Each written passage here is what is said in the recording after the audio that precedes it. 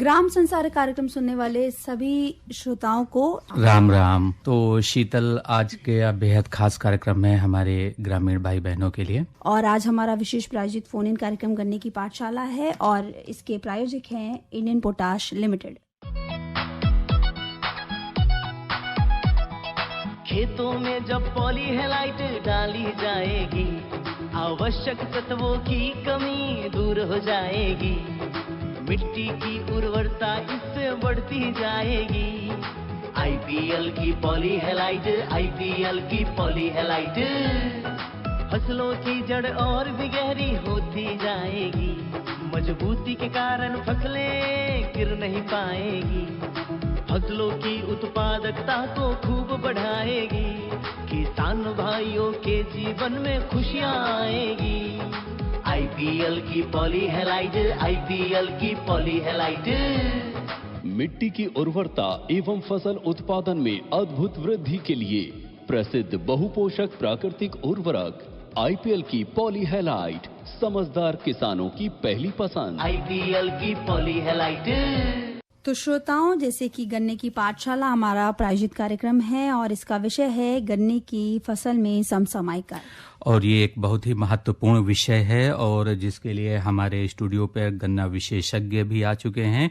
Doctor सूरज भान, जो कि वैज्ञानिक हैं कृषि विज्ञान केंद्र बुलंदशहर उत्तर प्रदेश में, और इसके अलावा डॉक्टर राजेंद्र कुमार सिंह हैं, जो कि वैज्ञानिक हैं कृषि विज्ञान केंद्र अंबाला हरियाणा में। तो चलिए कार्यक्रम को आगे बढ़ाते हैं और आज का संचालन कर रहे हैं विनोद। तो चलते हैं विशेषज्ञ के पास। तो डॉक्टर राजेंद्र कुमार जी और डॉक्टर सूरजभान जी, सबसे पहले आपका स्टूडियो में स्वागत है दोनों का। धन्यवाद। तो डॉक्टर सूरजभान जी, शुरुआत आपसे करते हैं कि भाई जब हम बात कर रहे हैं कि भाई गन्ने की फसल में इस टाइम पे जो समसामयिक कार्य हम करते हैं, तो कौन कौन से कार्य ऐसे हैं जो अभी फिलहाल चल रहे हैं? देखिए, अभी गन्ने की कटाई का कार्य शुरू हो चुका है और कटाई में थोड़ी सी जो लेबर बाहर से मंगाते हैं या अपने गांव की होती है या अपने घर के ही लोग, हर तरह के किसान के ऊपर डिपेंड करता है जो कटाई करते हैं। तो जिस चीज से वो कटाई करते हैं, चाहे उनका एक फरसा टाइप का होता है या हसिया मोटा वाला होता है, तो वो थोड़ा सा जमीन से ऊपर को काटते हैं। अब जमीन से ऊपर को काटने से हमारी पेड़ी का नुकसान होता है, जिसमें हमें सबसे ज्यादा पेड़ी में पैदावार मिलती है, मोटी फसल जो है उसमें नुकसान मिलता है, क्योंकि जो ऊपर गांठ रह जाती है उसमें लगभग 15-20 दिन ऐसे निकल जाते हैं कि वो ऊपर की गांठ से ही कल्ला आता है और वो कभी भी कल्ला गांठ गन्ना नहीं दे पाती। और जब वो ऊपर का भोजन खत्म हो जाता है, उसके बाद में नीचे से जो मिट्टी के नीचे जो गांठ है वहां से जो कल्ला निकलता है, गन्ना वो ही देता है। तो हमारा लगभग 15 दिन के एवरेज से अगर माने तो मल्टीप्लाई 3 कर दे तो 45 दिन जो गन्ने की बढ़वार है वो हमारी कम हो जाती है। लगभग अगर मान के चलें तो 250-300 ग्राम प्रति गन्ने का वजन कम हो जाता है। तो डॉक्टर साहब, इसमें जैसे अभी आपने बताया कि भाई वो ध्यान रखना है, लेकिन अभी जैसे कटाई हमारी चल रही है, तो कटाई करते हुए वो किसान साथी जिन्होंने अब जो पेडी है या मुड्डी आगे आने वाली फसल के लिए रखनी है, तो सावधानी क्या बरतनी है? मतलब जमीन से कितना थोड़ा ऊपर करके हम उसी कटाई करें? देखिए, 2 चीजें हैं इसमें। एक तो आप जमीन से बिल्कुल मिला के काटे, थोड़ा सा मिट्टी अगर आती है तो आने दें, जमीन से मिला के काटे। और अगर ऐसी स्थिति अगर आपको लगती है कि पूरा नहीं काट पाए, बिल्कुल डॉक्टर साहब बात करेंगे, थोड़ा सा रोक रहा हूँ आपको। एक श्रोता हैं, वो जुड़ चुके हैं लाइन पे, तो एक बार उनका प्रश्न जान लेते हैं। हेलो जी, नमस्कार। जी नमस्कार, नाम बताएं अपना। जी, सौरभ वर्मा बात कर रहे हैं 32 से। सौरभ वर्मा जी, क्या प्रश्न है आपका? सर, 1 एकड़ गन्ने अभी हमको लगाने हैं, लेकिन हमारी जो समस्या है वो जो मिट्टी हमारी है वो बलुअट मिट्टी है जी। यहाँ पर दीमक बहुत ज्यादा लगते हैं जी, इस तरह से हमारे गन्ने की फसल बर्बाद हो जाते हैं हमेशा, हर साल। देखिए, ऐसा करिए, आप जो गन्ने की जो कटाई करते हैं ना, कितने 3 आंख का ही गन्ना काटते हैं जी? हाँ, 3 आंख का गन्ना जो आप काट रहे हैं, काट के एक जगह रख के उसमें जो क्लोरोपोरिफॉस प्लस साइपरमेथ्रिन एक रसायन आता है, इसका लगभग 2 से 3% सॉल्यूशन बना के और ढेर पे ही स्प्रे कर दें। हाँ, और दूसरा एक चीज और हमने करके देखी है कि गन्ने का बीज ज्यादा लगता है तो बहुत ज्यादा दिक्कत होती है किसानों को कुंडी में, ड्रम में, ये सीड ट्रीटमेंट करने में। तो जैसे खेत के दोनों तरफ अगर एक नाली बना ली जाए, एक तरफ जिधर जो आप कूड़ निकालेंगे और उसमें बुवाई से एक दिन पहले हल्का सा पानी निकाल दें तो वो मिट्टी जम जाएगी। और वो जिस दिन बोए उस दिन पानी भर के उसमें दवा जरूर लगेगी, क्लोरोपोरीफॉस और साइपरमेथ्रिन 5% साइपरमेथ्रिन रहता है, उसे डाल के वो गन्ने की कटाई उसी में डायरेक्ट करें। तो कम से कम ये है कि जो आपकी परेशानी वहाँ पे हो रही थी वो आपकी कम हो जाएगी। अगर दोनों चीजें कर लेते हैं तो निश्चित है कि आपको दीमक से राहत मिल जाएगी। दूसरा एक चीज और है, समस्या है वो दीमक का ही है। दूसरा एक चीज और है, एक जैविक की तरफ अगर आप चले हैं तो जैसे कि आप जानते होंगे कि जो भी दीमक है वो लगभग 1-1.5 मीटर जमीन में नीचे रहती है, बामी नीचे बना के रहती है। तो एक जैविक में अगर कहा जाए तो बिवेरिया वैश्याना है और ये फफूंदी हम आप लोगों के खेत से निकाल के तैयार करते हैं इस फफूंदी को, पर शर्त ये है कि ये 3 महीने के अंदर की बनी हुई हो और काम कर रही हो। अब काम करने की बात आती है तो इसमें ये देखा जाता है कि इसे टेस्ट हम कैसे करें कि ये काम कर रही है या नहीं कर रही है। तो पहले 10-12 दिन पहले आप इसे सड़ी हुई गोबर की खाद या केंचुए की खाद में मिला के छायादार स्थान पर थोड़े पानी के छींटे मार के और किसी बोरे से टाट से ढक के रख दें और 10-12 दिन बाद आप देखेंगे तो इस पर हरे सफेद रंग की फफूंदी सी जागृत दिखाई देगी। अगर ये लक्षण दिखाई दे रहे हैं तो निश्चित है कि उसे दोनों हाथों से अलग करेंगे तो ऐसा लगेगा कच्चे धागे से टूट रहे हैं। अच्छा, तो ये काम कर रही है। अगर ये लक्षण दिखाई नहीं दे रहे हैं तो फिर ये काम नहीं कर रही है। तो ये अगर ऐसे काम कर रही है और आप नमी अच्छी हो आपके खेत में, जो लास्ट जुताई करते हैं, लास्ट जुताई पे आप अपने खेत में इसे बिखेर दें यूरिया की तरह से और फिर जुताई करके गन्ने की बुवाई करें और हर साल ये प्रयोग करें। ये बहुत सस्ती बवेरिया वैश्याना आती है और लगभग 75% सरकार की तरफ से हर स्टेट में छूट है, तो लगभग वही 20-25 रुपए किलो के करीब पड़ती है और 1 एकड़ में 1 से लेके 4 किलो तक रिकमेंडेशन है, आप डाल सकते हैं। तो ये धीमे धीमे अगर 2-3 साल भी डाल देंगे ना तो ये निश्चित है कि आपकी दीमक से छुटकारा आपको बहुत जल्दी मिल जाएगा। ये काम कैसे करती है कि जैसे श्रमिक कीट होते हैं ना दीमक के, वो आके ऊपर आके नुकसान करते हैं, आपकी फसल की जड़ को खाएंगे या उसके जो गन्ना पड़ा हुआ है उसमें घुस जाएंगे।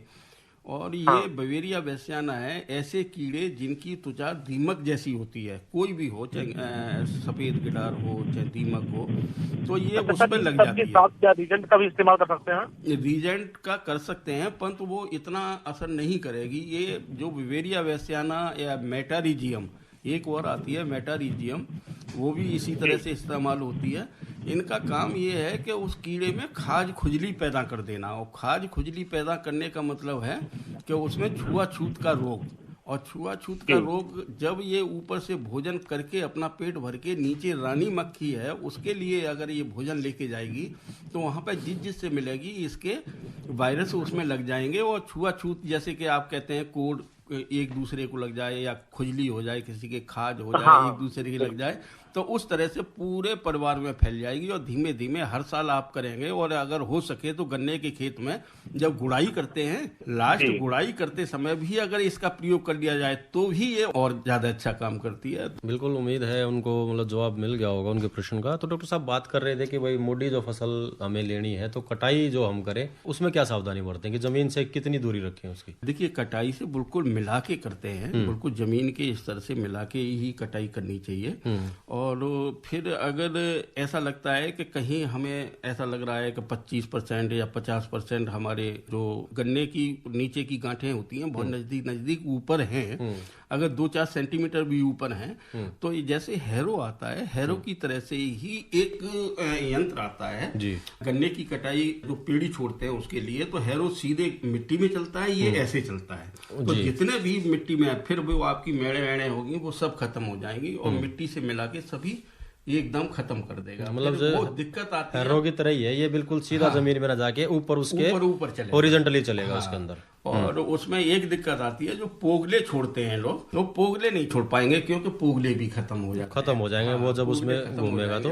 पोगले छोड़ने से कोई ये कहे कि हमारी पैदावार बढ़ जाती है, ऐसा नहीं है। अगर इसे चला देंगे तो पैदावार में कोई अंतर नहीं आएगा, ये एक साथ गन्ने की पैदावार होगी और आपके ज्यादा से ज्यादा पैदावार मिलेगी। बिल्कुल सही बात है डॉक्टर साहब। एक कॉलर और जुड़ चुके हैं लाइन से, एक बार जान लेते हैं। हेलो नमस्कार जी। नमस्कार जी, नाम बताएं अपना। मैं इंद्रवीर केवतिया, नथुगढ़ी डिस्ट्रिक्ट बुलंदशहर, उत्तर प्रदेश से बोल रहा हूँ जी। क्या प्रश्न है आपका? प्रश्न पूछिए। मेरे प्रश्न 2 हैं जी। बताइए केवतिया जी। एक तो जो पेड़ी की कटाई चल रही है जी, उसके ऊपर जो पाती है, अगर उसे फैला दें तो गोबले उतने नहीं फूटते, तो क्या उसको पाती को फैला कर उसमें पानी लगाएं या उसको पाती को ठीक छोड़ दें? एक प्रश्न तो ये है। जो आप पोगले की बात कर रहे हैं और उसकी पताई की बात कर रहे हैं कि उसमें पानी भर के कैसे क्या करें, तो जैसे कि मैं कृषि विज्ञान केंद्र बुलंदशहर से ही हूँ। आप किस गांव से हैं तेवतिया जी? मैं कृषि बुलंदशहर केंद्र में जाता रहता हूँ सर जी। हाँ, तो आप जानते हैं मैं डॉक्टर सूरजभान बोल रहा हूँ जी।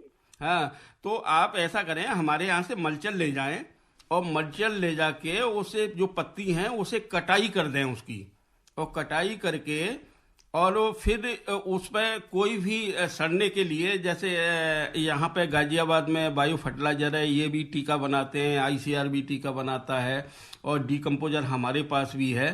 तो आप डीकम्पोजर का स्प्रे करके और थोड़ा सा हल्का सा वो डीकम्पोजर जो है वो तो ठीक है, परंतु 2 किलो पर बीघे के हिसाब से यूरिया और बिखेर के उसकी जुताई करके पानी लगा दें तो ये पूरा का पूरा आपका सड़ जाएगा। अब आते हैं डॉक्टर राजेंद्र जी आपके पास और बात करते हैं हम गन्ने में अंतर फसलीकरण की।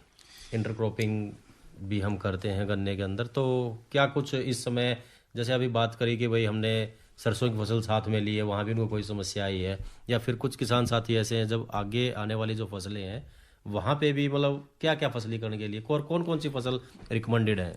जैसे बात आती है किसान की आमदनी बढ़ाने की बात आती है जी, तो उसमें क्या होता है कि जो गन्ना की फसल है हमारी वो 1 साल की फसल होती है, और उस फसल में अगर हम बेसिकली क्या करते हैं कि दलहनी फसलों का प्रयोग करते हैं।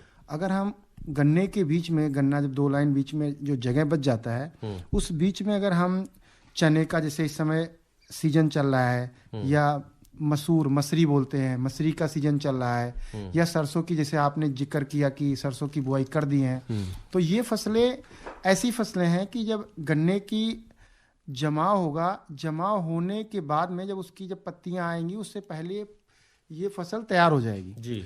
और कुछ फसलें ऐसी हैं जो दलहनी फसलें हैं, उन फसलों को लेने से क्या होगा कि किसान भाइयों का जो मिट्टी है, मृदा है, उसमें नत्रजन भी वायुमंडल से, जो हमारी दलहनी फसलें हैं वो वायुमंडल से नत्रजन लेके और मिट्टी में मिला देते हैं रूट के माध्यम से, उनकी जड़ों के माध्यम से जी। तो उससे क्या होता है कि हमारे मृदा का स्वास्थ्य भी अच्छा होता है, और साथ में गन्ने की फसल के साथ साथ हमें दलहनी फसल या तिलहनी फसल भी मिल जाती है, जिससे हमारे किसान भाइयों की आमदनी भी बढ़ जाती है, बिल्कुल दोगुनी हो जाती है। तो जो हमारे जागरूक किसान हैं वो किसान भाई हमारे इन फसलों को ले रहे हैं और बहुत अच्छा लाभ ले रहे हैं।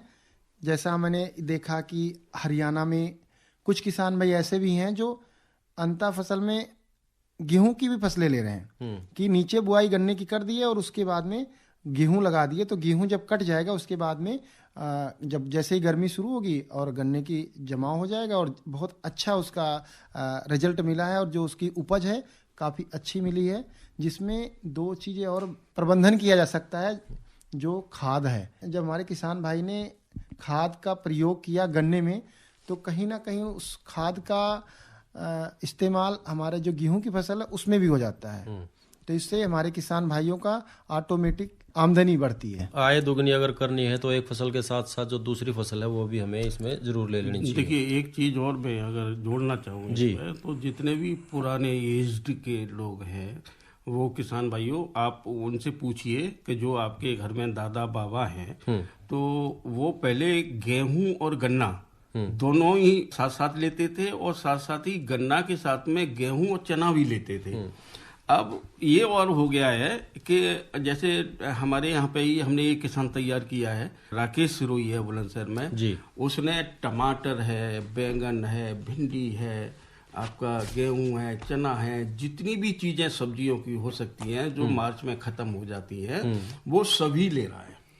और उसकी जो इनकम, जो सरकार की इनकम बढ़ाने की, तो 2 गुना इनकम बढ़ाने की बात थी, वो कहीं जाके 3 गुना हो जा रही है। बिल्कुल, मतलब ये जो सारी सब्जियां आपने बताई ये अंतः फसलीकरण के माध्यम से, फसलीकरण के अंतर्गत। बिल्कुल, अगर मान लो किसी एक फसल में कोई बीमारी आती है तो वो हो सकता है उसी फसल की एक बीमारी है दूसरी फसल तक ना जा पाए और ये अटैक्शन भी होता है। तो जैसे खासकर कीड़ों का ज्यादातर होता है, तो एक दूसरे की फसल होती है तो उससे वो काफी हद तक रुक जाता है। जैसे कि अभी धान में स्टेम बोरर आया था, स्टेम बोरर गर्मियों का भी धान लेते हैं लोग और खरीफ में भी लेते हैं। तो जो गर्मियों का धान लेते हैं उसमें दवा जो उन्होंने डाली तो स्टेम बोरर को मारने के लिए जी। तो वो स्टेम बोरर जितनी मात्रा उन्हें बताई गई उतनी न डाल के कम ज्यादा डाल देते हैं, वहां से फिर उनकी लाइफ साइकिल बीच में टूट जाती है। और लाइफ साइकिल टूटने से होता क्या है कि आगे वाली फसल के लिए बहुत ज्यादा नुकसान होता है। बिल्कुल, और खरीफ में देखा भी होगा किसान भाइयों ने,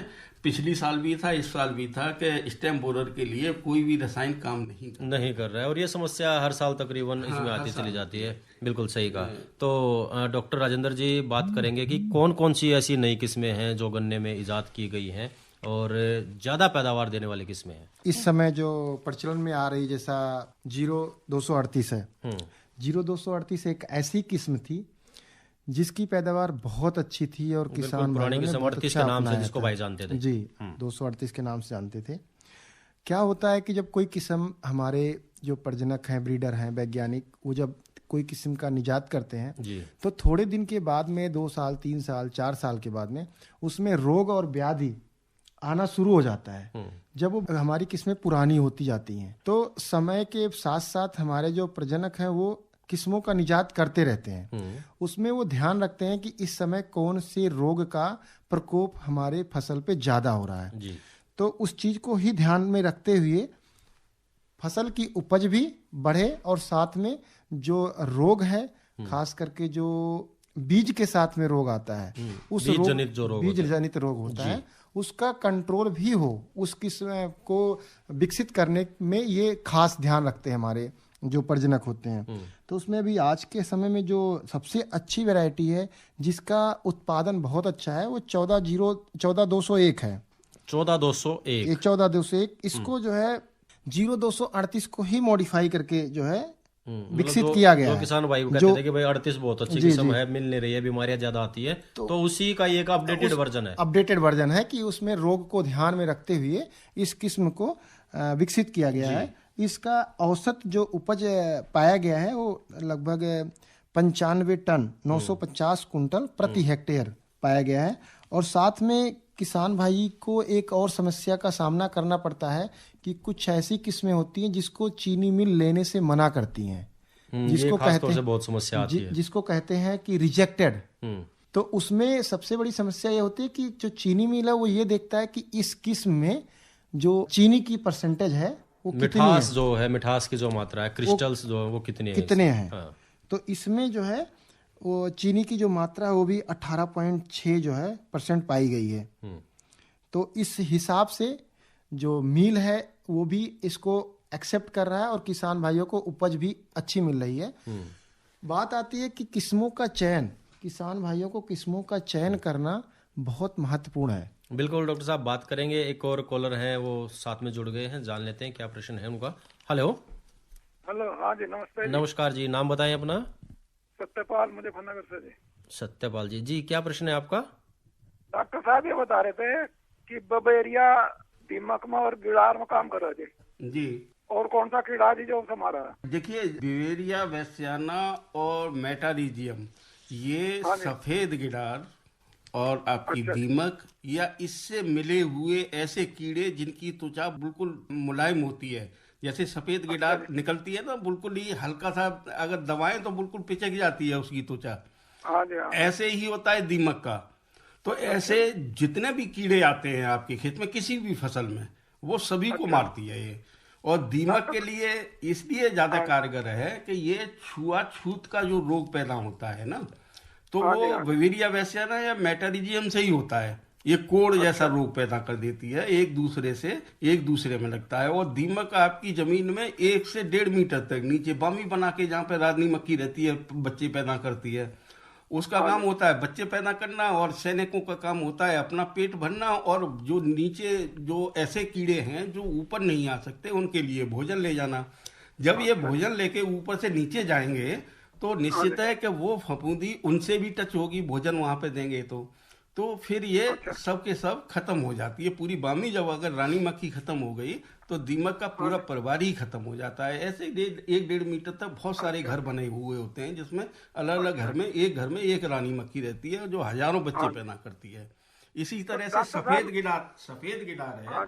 डॉक्टर साहब, हाँ जी, हमारे बाग में कड़ी कीट लगा दी, क्या उसमें भी काम करेगा? कौन सा कीट? कड़ी कीट कौन से वाले को बोलते हैं, जो तने में छेद करके अंदर घुस जाता है? नहीं जी, वो सफेद हो, पेड़ पे चढ़ जाती है, नीचे चढ़ा ऊपर। हाँ, नीचे से ऊपर चढ़ता है।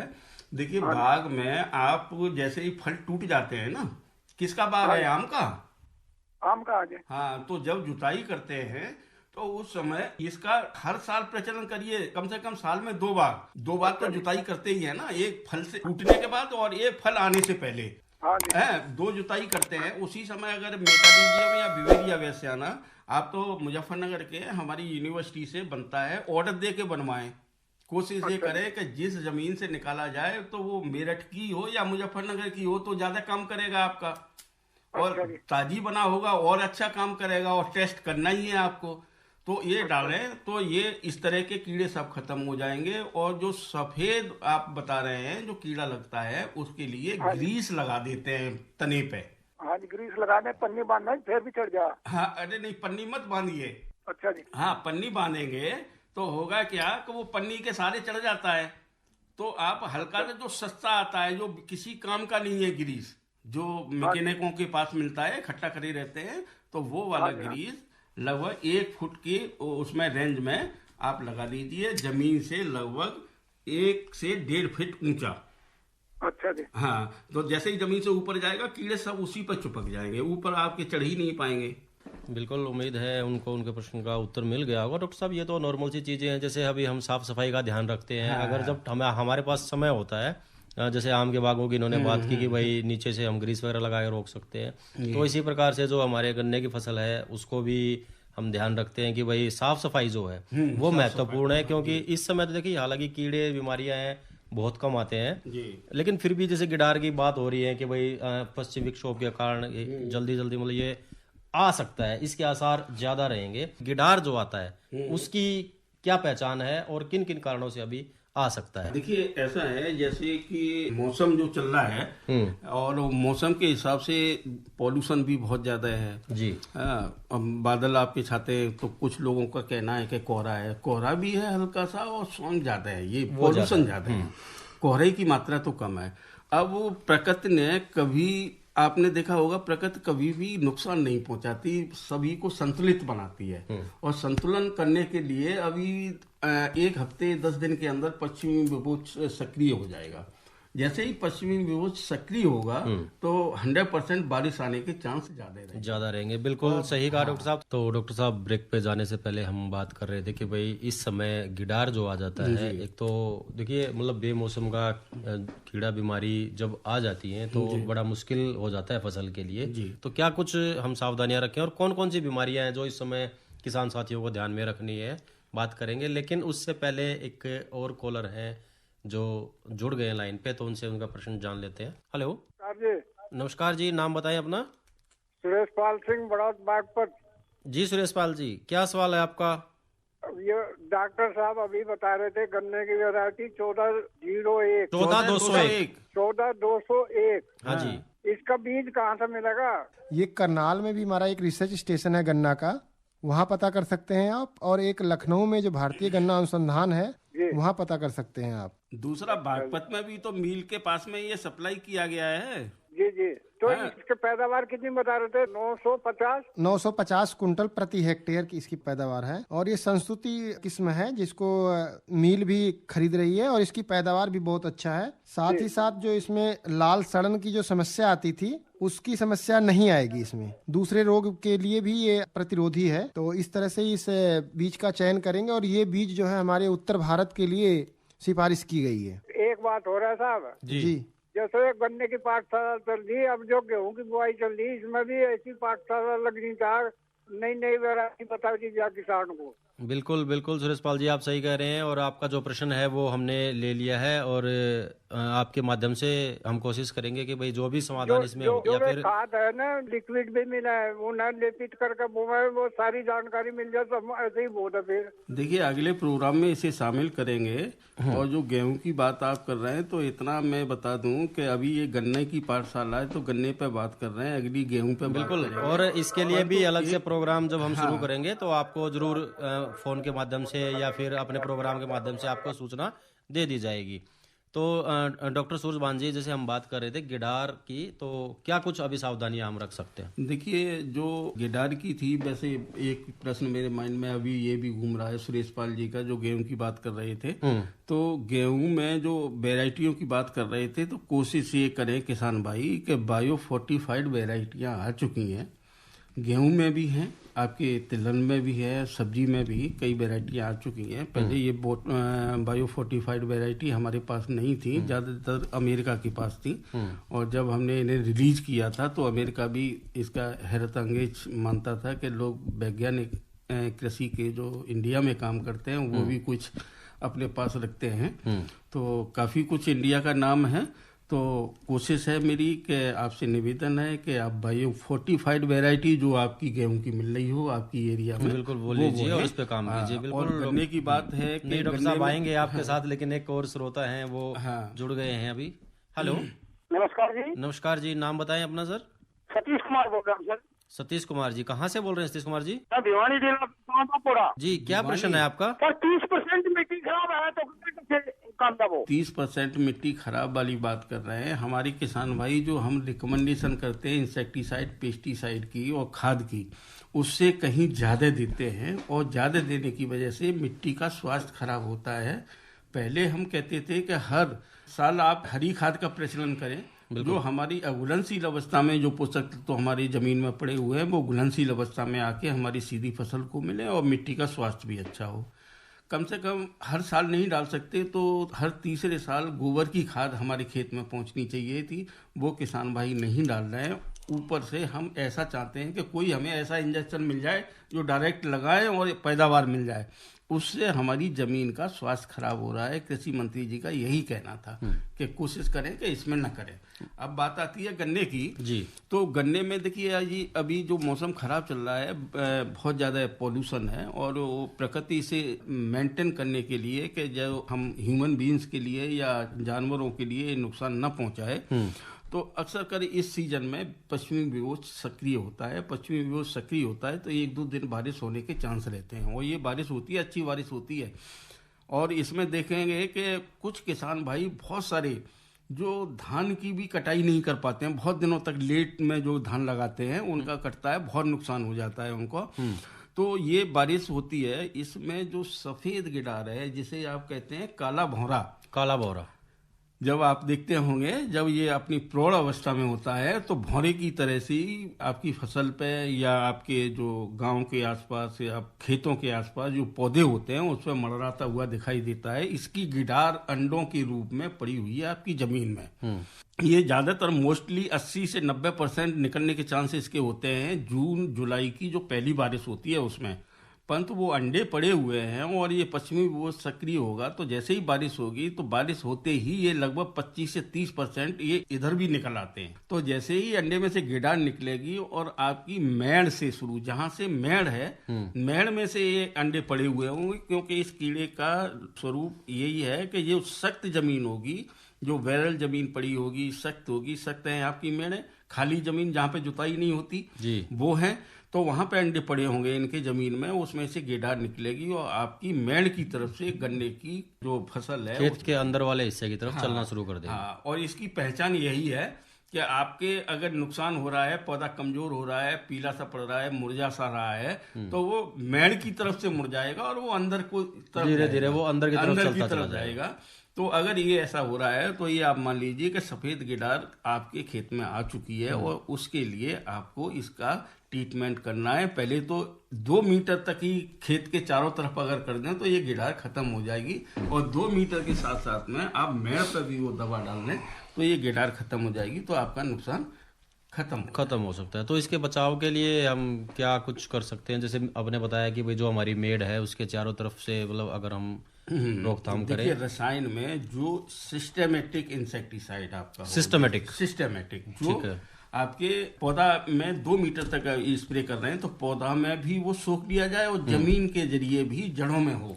तो जैसे जड़ों को खाएगी तो भी नुकसान होगा, और मिट्टी में होगा तो मिट्टी के जाएगी तो वो वहां से थोड़ा सा पानी, तो जैसे कीड़े होते हैं अपनी त्वचा से पानी को सोखते हैं, तो ये उसमें ये सिस्टेमेटिक इंसेक्टिसाइड है। सिस्टेमेटिक में बहुत सारे इंसेक्टिसाइड हैं जिससे मतलब जो भी हमें आसपास अपने अवेलेबल है उसके सिस्टेमेटिक होना चाहिए। बिल्कुल। तो बात करेंगे डॉक्टर साहब इस पे, और भी एक और श्रोता हैं लाइन पे जुड़ गए हैं, एक बार जान लेते हैं क्या प्रश्न है उनका। हेलो। हाँ जी, नमस्कार। नमस्कार जी, नाम बताएं अपना। जयपाल सिंह, ग्राम गजोती, तहसील रामपुर मनिहारान, जिला सहारनपुर, यूपी। जी, क्या प्रश्न है आपका? प्रश्न मेरा ये है जी, अभी डॉक्टर साहब ने गन्ने की कटाई के बारे में बताया जमीन से मिलाकर जी, और जिस खेत में मुंडी रखनी उसमें कोई कौन सा यंत्र है वो बताया, जो सा उसमें चलाकर कुछ और बोया जाए। मैंने ये कहा था मुंडी, आप उसे पोगले को ही कह रहे हैं ना। जैसे हैरो होता है ना, हैरो मिट्टी में चलता है, वैसे ही तवे उसमें लगे होते हैं तो वो ऊपर चलते हैं। जितना भी आपका ऊपर का ठूंठ रह जाएगा गन्ने का, उसे काट के मिट्टी के लेवल से मिला देते हैं, तो एक साथ सभी आपके कल्ले निकलेंगे। जिसे अगर कहा जाए एक तरह से तो इफेक्टिव टिलर्स का मतलब होता है जो गन्ना दे। ऐसे ही इफेक्टिव टिलर्स का गेहूं में अगर बात करें, इफेक्टिव टिलर्स का मतलब वो बाली, स्वस्थ बाली जितनी लंबी होनी चाहिए, जितने दाने होने चाहिए वो, तो वैसे ही इफेक्टिव टिलर्स आपके जो निकलेंगे वो इफेक्टिव टिलर्स आपको भरपूर गन्ना देंगे और पैदावार आपकी अच्छी होगी। रही बात ये कि इंटरक्रॉपिंग की बात आप कर रहे हैं, उसमें सहफसली खेती के लिए आप टमाटर ले सकते हैं, बैंगन ले सकते हैं, मिर्च ले सकते हैं, भिंडी ले सकते हैं, गेहूं ले सकते हैं, चना ले सकते हैं। इतनी फसलें हैं। हमने एक किसान तैयार किया है हापुड़ में, एक तैयार किया है गाजियाबाद में, एक तैयार किया था हमने बुलंदशहर में। अभी मैं बुलंदशहर में हूँ, राकेश सुरोये, आप आके देखिए, कम से कम उसके हर खेत में कोई न कोई अलग फसल गन्ने के साथ में आपको मिलेगी। ये यंत्र मिले कहाँ से? हैरो जैसा जो यंत्र बताया पंतनगर से मिल जाता है, पंजाब से भी, पंजाब एग्रीकल्चर यूनिवर्सिटी है वहाँ पे भी है सर। दोनों तरह के हैं, ट्रैक्टर से चलाने वाले भी हैं और आप बैलों के साथ में, या जो आपकी बुग्गी उग्गी जो में जोड़ते हो झोटा से भी चलाने के लिए, दोनों तरह के यंत्र हैं ये।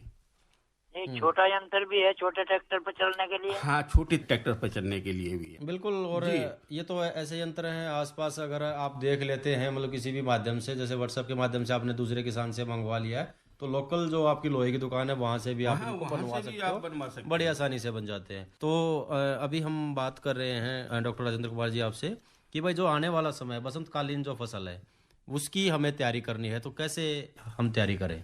देखिए, किसान भाइयों को सबसे पहले तो ये ध्यान रखना होगा कि उनकी जो खेत की तैयारी है अच्छी तरह से भुरभुरी तैयार करना होगा, और उसमें जो नमी की मात्रा है वो इस तरह से होनी चाहिए कि जिससे उनकी प्रॉपर तरीके से तैयारी हो।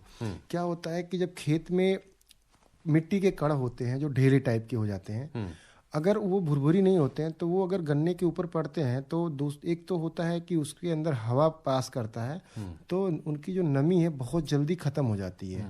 दूसरा ये होता है कि अगर गन्ने के बीज के लिए जो यूज करते हैं उसमें जो आँख होती है, अगर आँख के ऊपर वो ढेले पड़ जाते हैं, तो डले जो हो जाते हैं, डले होते हैं, तो उनके वजन से भी उसके जमाव में समस्या आती है जी। और जो नमी की जहाँ तक बात आती है, नमी की बहुत ही ज़्यादा महत्वपूर्ण योगदान है किसी भी फसल के जमाव के लिए। बीज तभी जमेगा जब उसके संपर्क में पर्याप्त मात्रा में नमी उपलब्ध होगी। बहुत ज़्यादा नमी भी नहीं होनी चाहिए और सूखा भी नहीं होना चाहिए। बिल्कुल डॉक्टर साहब, बात करेंगे। एक और श्रोता हैं जुड़ गए हैं, जान लेते हैं उनको भी एक बार। हेलो। हाँ जी, नमस्कार। नमस्कार जी, नाम बताएं सर अपना। मैं हरिश्चंद्र शर्मा, जिला मेरठ से बोल रहा हूँ जी। जी हरिश्चंद्र जी, क्या सवाल है आपका? सवाल ये है जी, जो अभी आपने गन्ने की वैरायटी बताई 1401, ये 14,201 कौन से विकसित हुई है और ये कहाँ से मिल सकती है और कितनी मात्रा में मिल सकती है? देखिए साहब, ये वैरायटी लखनऊ से निकली है और आपके जो क्षेत्रीय मिल हैं, आपका कौन सा क्षेत्रीय मिल पड़ता है मेरठ में? सकोती चीनी मिल पड़ता है। सकोती चीनी मिल है। हर चीनी मिल को इन्होंने आज से 3 साल पहले ये बीज उपलब्ध कराया था और जैसे कि आपको भी मालूम होगा, हर चीनी मिल अपना बीज भी तैयार करता है। तो आपका अगर वहाँ पे नाम लिखा होगा और जितनी मांग की होगी आपने, तो निश्चित है कि आपको वहाँ से मिल जाएगा। या आप किसी किसान से संपर्क करें तो जो उसका बुक हो उसमें से कुछ बीज ले लें। हर ये गन्ना मिल को ये दे दिया गया था और किसी भी गन्ना मिल के पास में 5-6 हेक्टेयर से कम बीज नहीं है। अच्छा जी। हाँ, तो आप डायरेक्ट बीज संपर्क कर लें या फिर लखनऊ से ले लें।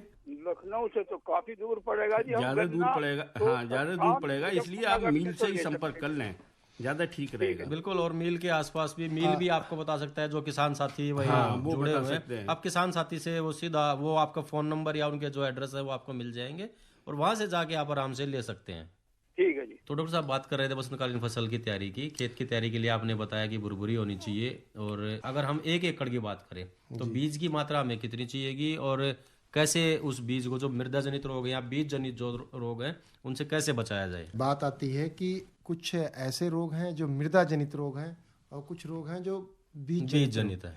तो दोनों का उपचार करना बहुत महत्वपूर्ण है, जिसमें से आप बीज जनित रोग का उपचार करने के लिए बावेस्टीन है। बावेस्टीन जो 200 ग्राम का घोल बना के इसको जो है भिगो लेते हैं। जो गन्ने का जो बीज है, बीज के लिए जो टुकड़े काटते हैं, खास करके इसमें ये भी हमें ध्यान रखना होगा कि 3 अंकुरण वाला ही गन्ने का टुकड़ा हमें मतलब उसमें काटना चाहिए। 3 आँख होता है, 3 आँख होना चाहिए। कई बार किसान भाई क्या करते हैं कि उनका जो लेबर लगाते, तो लेबरों को जल्दी होती तो वो गन्ना सीधा बिछाते चले जाते हैं, बीच में 1-2 टुकड़े कर दिए और काम खत्म हो गया। दूसरा ये ध्यान देना होता है कि जब बुआई करते हैं तो उसमें जो टुकड़े हैं, टुकड़ों के बीच में गैप भी होना बहुत जरूरी है कि अगर एक टुकड़े में कोई रोग है तो दूसरे टुकड़े में ना पहुंचे, वो नीचे जमीन में वो एक दूसरे में ना फैले। ये ध्यान रखना बहुत जरूरी है। दूसरा ये है कि जैसे भी डॉक्टर साहब ने भी थोड़ी देर पहले जिक्र किया था, जैविक तरीके से अगर हम खेत का शोधन करते हैं तो उससे क्या होता है कि जो हमारी मृदा जनित रोग है उसका कहीं ना कहीं हम रोकथाम कर सकते हैं। तो इस तरह से हमारे किसान भाइयों को बुआई के समय विशेष ध्यान रखना चाहिए। और बुआई के बाद में जो समस्या आती है वो आती है खरपतवार की। खरपतवार के लिए बहुत सारे ऐसे भी नए जो हमारे रसायन खरपतवार नाशी निजात किए जा रहे हैं। बिल्कुल डॉक्टर साहब। और शुरुआती अवस्था में तो हालांकि ईंख में हमें इतनी ज्यादा समस्या नहीं रहती है खरपतवार की, ये तो बाद में जब धीरे धीरे आगे फसल बढ़ती चली जाती है समस्या आती है। बात करेंगे इस पे भी, लेकिन उससे पहले एक कॉलर और है। हेलो नमस्कार। नमस्कार जी, नाम बताएं अपना। नाम है जी भोरेगा, जिला हापुड़ जी। सिंबावली। जी। क्या प्रश्न है आपका? प्रश्न ये है कि हमारे गन्ने में जो है सड़न रोग सा लग रहा 238। अच्छा, किस्म है आपकी 238? जी डॉक्टर साहब। किस गांव के हैं जी? जिला हापुड़ सिंबावली। अरे हापुड़ में किस गांव के? सिंबावली में कौन सा गांव लगता है? वेट। देखिए ऐसा है ना, जो आपने ये नौदा बोया है उसमें बता रहे हैं या अभी नौदा बोना नहीं है, जो पेड़ी खड़ी है उसमें बता रहे हैं? जो नौदा खड़ी है अभी कटाई शुरू नहीं हुई है उसकी है? नहीं, अभी कटाई उसमें फरवरी में होगी। देखिए ऐसा है, अभी डॉक्टर साहब बता रहे थे जैसे जैविक खाद्य जो इंसेक्टिसाइड पेस्टिसाइड है, एक आता है बिवेरिया वैसियाना और मेटारिजियम, इनका काम होता है कीड़े खत्म करना। एक आता है ट्राइकोडर्मा, ये इसी तरह से ये भी ट्राइकोडर्मा भी आपके ही खेत से निकाला जाता है। इन दोनों चीजों का, चाहे मेटारिजियम बिवेरिया वैसियाना में से एक ले लें या ट्राइकोडर्मा ले लें, इन दोनों चीजों का आप इस्तेमाल हर साल आप अपनी फसल में करोगे तो लगभग 80 से 90% आपकी समस्याएं रोग और कीड़े से संबंधित खत्म हो जाएंगी। अब बात आती है कि खड़े खेत में अगर आ जाता है तो इसमें लागत भी ज्यादा लगती है, जिससे हमारी हानि ज्यादा होती है, लागत लगती है और उतना मुनाफा नहीं हो। अब आपको करना क्या है कि अब अगले महीने कटना शुरू हो जाएगा, तो अब तो कोई दिक्कत नहीं है कि कट के चला जाएगा। आप अगर अब स्प्रे करेंगे तो कर नहीं पाएंगे।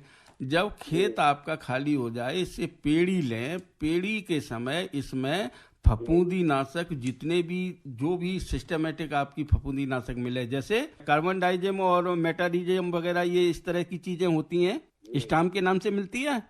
हाँ, मैं यहीं पे हूँ गाजियाबाद में लगभग 23 साल से, और तब ये गाजियाबाद, हापुड़ और नोएडा एक ही जिला हुआ करता था। तो मुझे एक एक गांव मालूम है, सिम्बावली में भी, हापुड़ में भी, आपके नोएडा में भी। इसीलिए मैं पूछ रहा था आपसे कि कौन सा गांव है। तो ये आप किसी फंजीसाइड का स्प्रे करें, खेत खाली हो जाए तब, तो वो सिस्टम में उसकी जड़ों में चला जाएगा और फिर ये आपकी अगली बार समस्या नहीं आएगी। परंतु एक बार स्प्रे करने से न रुकें, आप 2 बार इसका रिपीट जरूर करें। ठीक है जी। एक बात और परसेंट। हाँ बताएं। हम जैसे पौधा ही बोएंगे, गन्ना बोएंगे से बाद में, हाँ, ये बताया कि इसमें 2 किलो या 5 किलो बीजे का रवास डाल रहे हैं। हाँ हाँ।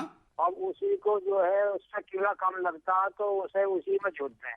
देखिए ऐसा है, जो अंतः फसली खेती या सह फसली खेती कहते हैं, वो उससे 2 फायदे होते हैं कि एक तो कीड़ा बीमारी एक दूसरे के अटैक्शन से नहीं आती, और तीसरा ये है कि ज्यादा पैदावार मिल जाती है, आपको मुनाफा ज्यादा होता है।